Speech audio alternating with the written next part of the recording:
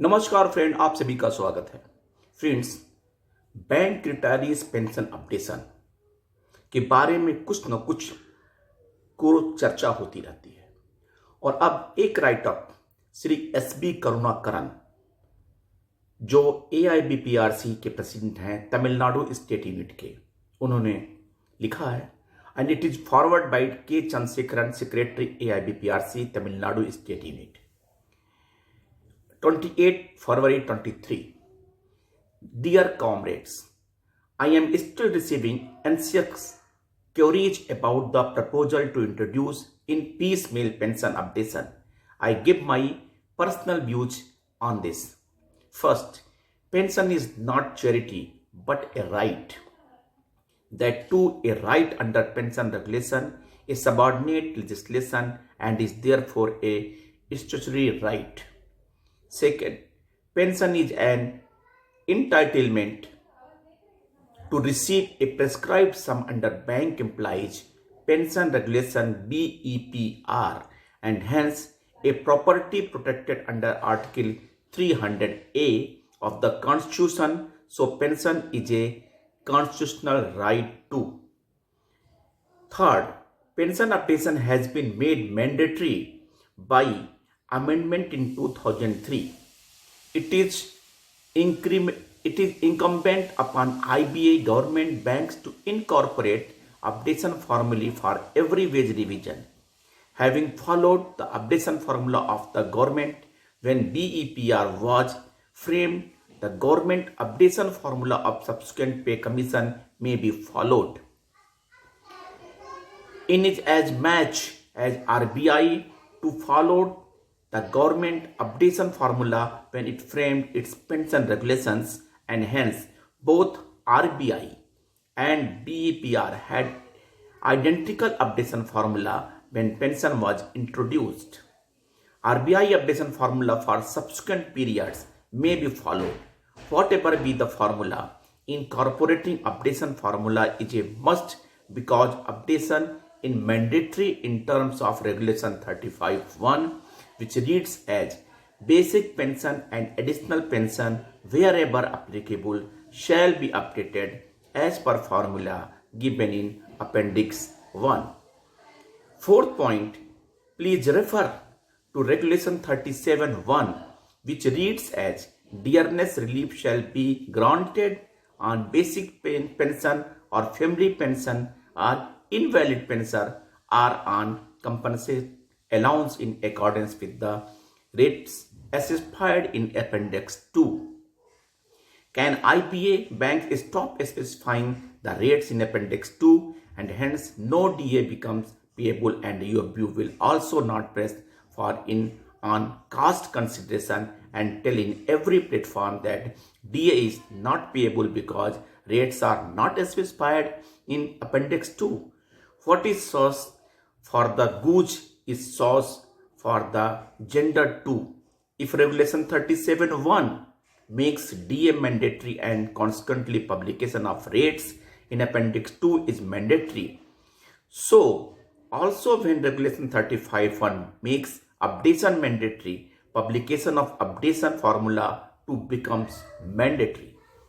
Fifth, cost can be consideration only for introduction of a new benefit but never for implementation of the existing benefit. Pension updation in terms of Regulation 35(1) is an existing entitlement. Point 6. Right to pension and so also right to pension updation gets vested in every pensioner as soon as he/she retires. A right already vested in every pensioner cannot be abridged, altered or abolished even by a mutually agreed settlement because this vested right is a constitutionally protected right to the property. Seventh, pension being one homogeneous clause, they cannot be subdivided and there can be no piecemeal implementation of a vested right through any arbitrary or subdivision. 8. It is welcome that UFBU has now spelled out after AIBPRC notice to CLC that pension updation will be for all those who retired up to 31st October 2017, implying thereby pension will be updated up to the wage revision of 11th Bipartite, but IBA is yet to make its stand clear about what it means by the past retirees. Ninth, even for argument's sake, a piecemeal implementation is proposed. Is it for any use? For instance, if updation is extended only to those who retired before 1st November 2002, they are all, barring VRS pensioners, past 80 now and almost reached the actually presumed life expectancy. Statistically speaking, updation for the retirees up to 31st October 2002 should therefore require no funding. Further, their pension can be updated only to the wage revision of 1st November 2002 and not beyond. One cannot update the pension of those retired before 1st November 2002 to the wage revision of 1st November 2007 and beyond, while not updating the pension of those retired between 1st November 2002 and 31st October 2007. Does a meager updation to the wage revision 1st November 2002 after 36 years make any sense? Is it not a mockery and rubbing salt into our wounds? Does it not amount to treating the senior citizen as a senile fools? In fact, 100% DA utilization itself would bring more benefit to pre-November 2002 retirees than this ridiculous insulting proposal of piecemeal implementation of pension updation.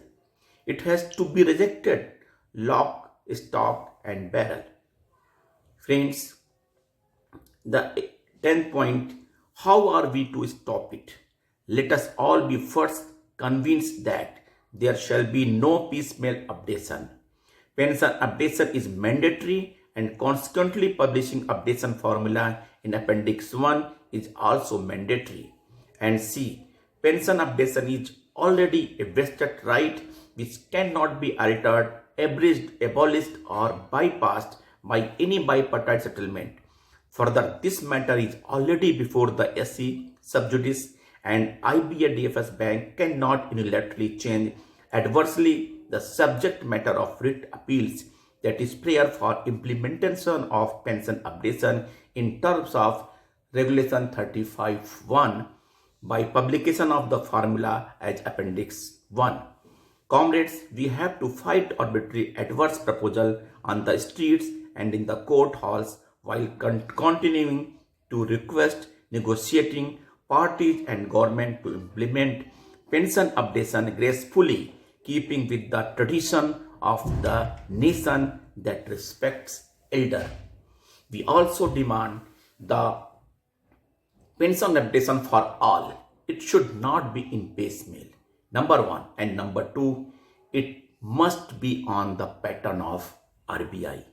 That's all. Thank you, friends. Namaskar.